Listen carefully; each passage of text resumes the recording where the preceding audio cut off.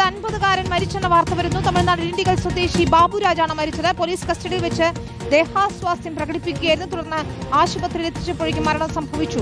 ഇന്ന് പുലർച്ചെ NGO quarters ഭാഗത്ത് വെച്ചാണ് സംശയാസ്പദമായ സാഹചര്യത്തിൽ ബാബുരാജിനെ കസ്റ്റഡിയിലെടുത്തത്. SS ശരണാണ് ചേരുന്നത്. ശരൺ, എന്താണ് സംഭവിച്ചത്?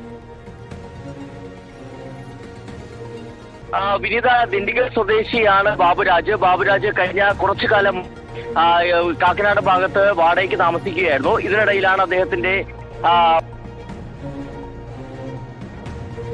ദിണ്ടിഗൽ സ്വദേശി ബാബുരാജാണ് മരിച്ചിരിക്കുന്നത്. കസ്റ്റഡിയിൽ എടുത്ത സമയത്ത് ദേഹാസ്വാസ്ഥ്യം അനുഭവപ്പെടുകയായിരുന്നു. ഇതിന് പിന്നാലെ ആശുപത്രിയിൽ എത്തിച്ചെങ്കിലും മരണം സ്ഥിരീകരിക്കുകയായിരുന്നു എന്നാണ് ശരൺ റിപ്പോർട്ട് ചെയ്യുന്നത്. ഇന്ന് പുലർച്ചെ കാക്കനാട് NGO ക്വാർട്ടേഴ്സിന്റെ ഭാഗത്ത് വെച്ചാണ് ഇയാളെ കസ്റ്റഡിയിലെടുത്തത്. എന്നാൽ എന്താണ് സംഭവിച്ചതെന്ന കാര്യത്തിൽ വ്യക്തത വരണം. SS ശരണാണ് ചേരുന്നത്. ശരൺ, കസ്റ്റഡിയിലെടുത്ത സമയത്ത് പ്രശ്നങ്ങളൊന്നും ഉണ്ടായിരുന്നില്ല എന്നാണോ? പിന്നീട് ദേഹാസ്വാസ്ഥ്യം അനുഭവപ്പെടുകയായിരുന്നു. എന്തിനാണ് ഇയാളെ കസ്റ്റഡിയിലെടുത്തത്? എത്ര സമയം പോലീസ് കസ്റ്റഡിയിൽ ഉണ്ടായിരുന്നു?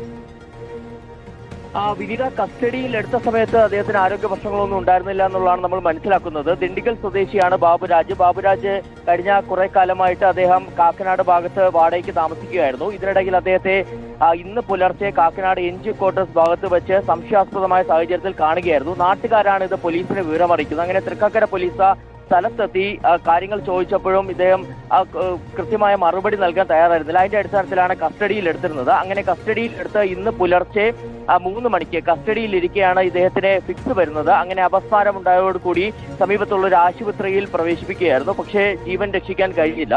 എന്തായാലും ഇപ്പോൾ പോസ്റ്റ്മോർട്ടം നടപടികളിലേക്ക് പോകാനാണ് പോലീസ് തീരുമാനിച്ചത്. അതായത് പോസ്റ്റ്മോർട്ടം നടപടികൾക്ക് ശേഷം തുടർ നടപടികളിലേക്ക് പോകാനാണ് പോലീസ് തീരുമാനിച്ചിരിക്കുന്നത്. ഇന്ന് പുലർച്ചെയാണ് ഈ സംഭവം നടക്കുന്നത്. കസ്റ്റഡിയിലിരിക്കെയാണ് അദ്ദേഹത്തിന് അപസ്മാരം വരികയും തുടർന്ന് മരിക്കുകയും ചെയ്തത്. അദ്ദേഹത്തിന് ആരോഗ്യ പ്രശ്നങ്ങൾ ഉണ്ടായിരുന്നു എന്നുള്ളതാണ് നിലവിൽ പോലീസ് പറയുന്നത്. ശരി, ശരണാണ് വിശദാംശങ്ങൾ നൽകി.